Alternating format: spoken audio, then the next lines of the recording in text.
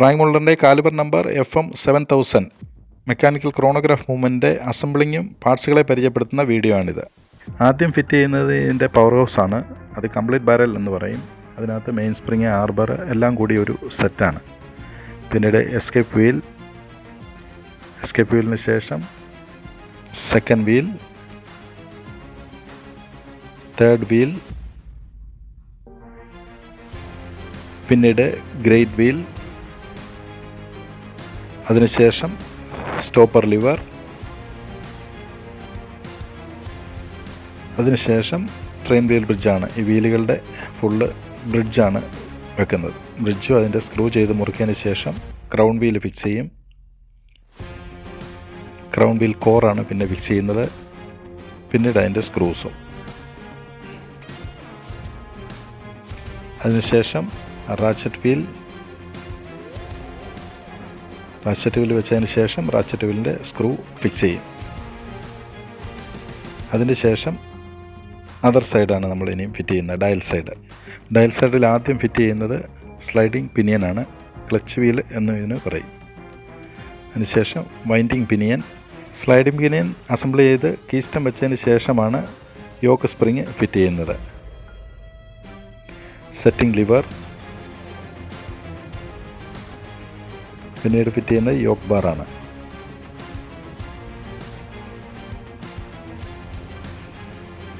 ഇത് setting wheel, rock ബാറിന് ശേഷം setting lever assembly with intermediate വീലാണ്.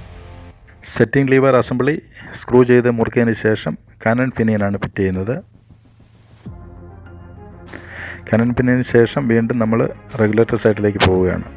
ഇതുവരെ ചെയ്ത കാര്യങ്ങളെല്ലാം ക്ലിയറാണ്, കറക്റ്റാണ് എന്ന് ഉറപ്പ് വരുത്തിയതിന് ശേഷം വീണ്ടും നമ്മൾ പലറ്റ് ഫോർക്കാണ് ഫിറ്റ് ചെയ്യുന്നത്.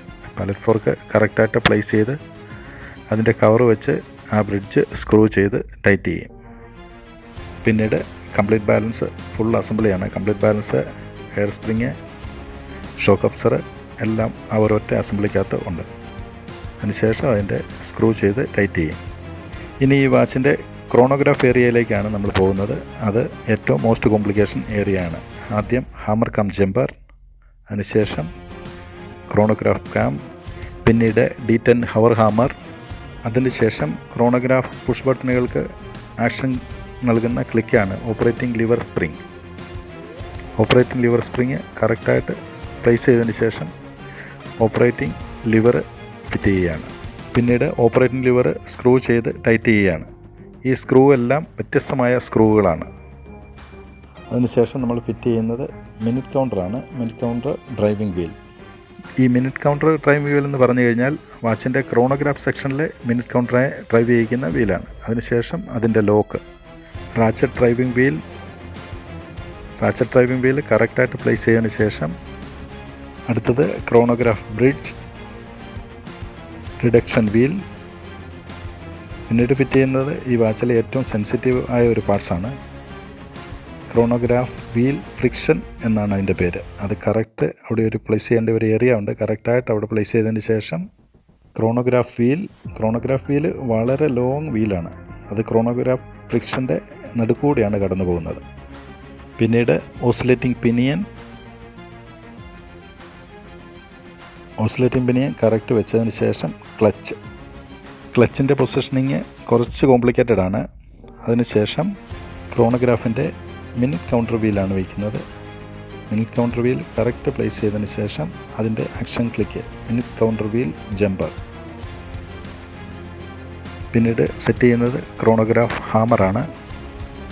ക്രോണോഗ്രാഫ് ഹാമർ ഫിറ്റ് ചെയ്ത് വീലുകളുടെ പൊസിഷനിങ് ശരിയാക്കിയതിന് ശേഷം automatic device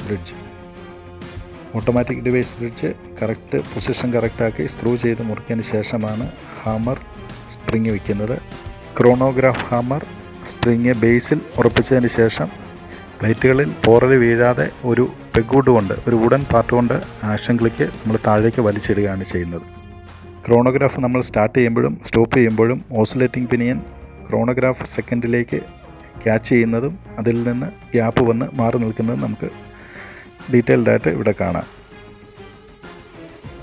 ക്രോണോഗ്രാഫിൻ്റെ on offs reset ഫങ്ഷനുകൾ എങ്ങനെയാണ് വർക്ക് ചെയ്യുന്നത് കുറച്ച് ഒരു ലോങ് വീഡിയോയിൽ നമുക്ക് കാണാം. ഈ ക്രോണോഗ്രാഫിൻ്റെ ലിവറുകളാണ്. ലിവറുകളെ നമ്മൾ പ്രസ് ചെയ്യുകയാണ്.